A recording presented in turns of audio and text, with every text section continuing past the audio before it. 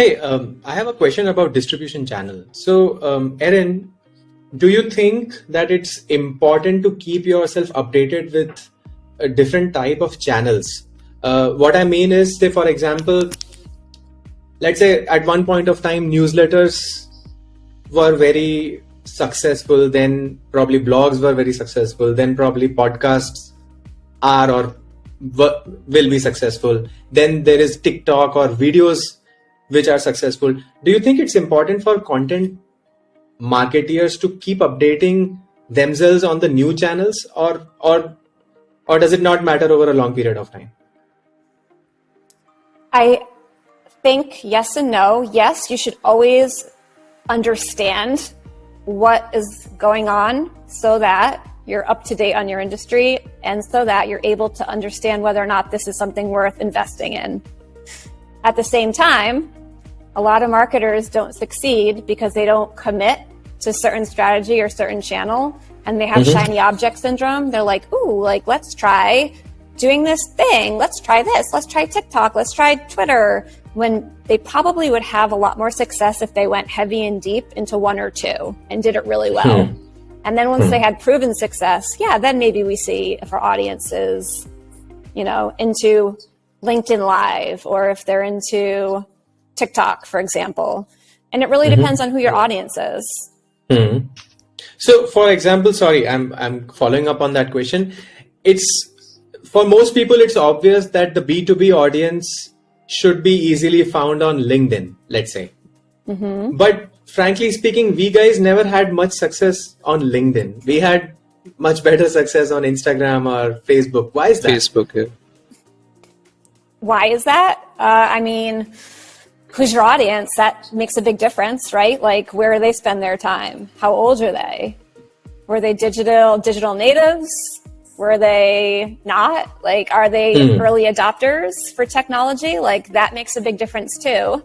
There are some audiences that are the next greatest tech. They're going to be in it first because, they're early adopters. So of course they're going to be on TikTok. They're young. They have a preference for consuming content via short video snippets. Of course they're going to be on TikTok. Now, the audiences that I tend to work with more maybe aren't necessarily going to be there right away. Think about, what was that? Oh my God, I'm forgetting the name of it now. About 2 years ago, there was that new platform where it was like audio only, but it was live. You would like go into a room that was a conversation happening. And a lot of people that were in my kind of ecosystem, so older people, Gen X, 40s, 50s, some of them were exploring this new platform, which I thought was really, really cool. Definitely was not widespread adoption with that population, but there were some that were trying it.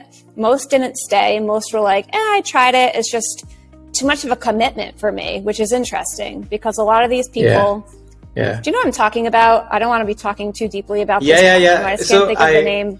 I know.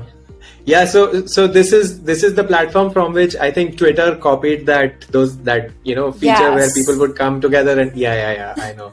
I forget the name.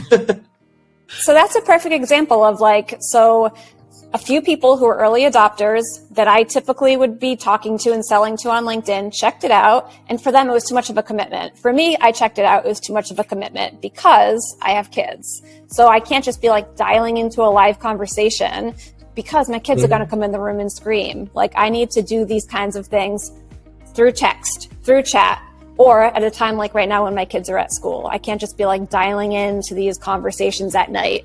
Now, a younger audience who maybe doesn't have kids yet, or maybe doesn't have, maybe they can. And that was really popular with that kind of younger subset, and they'd be on there all night long.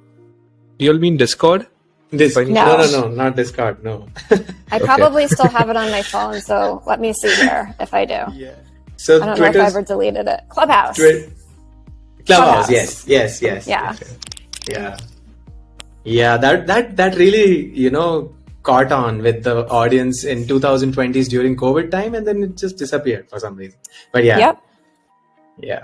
So I think, so age, time, what else they have going on in their life, all of that matters, preferences. Yeah.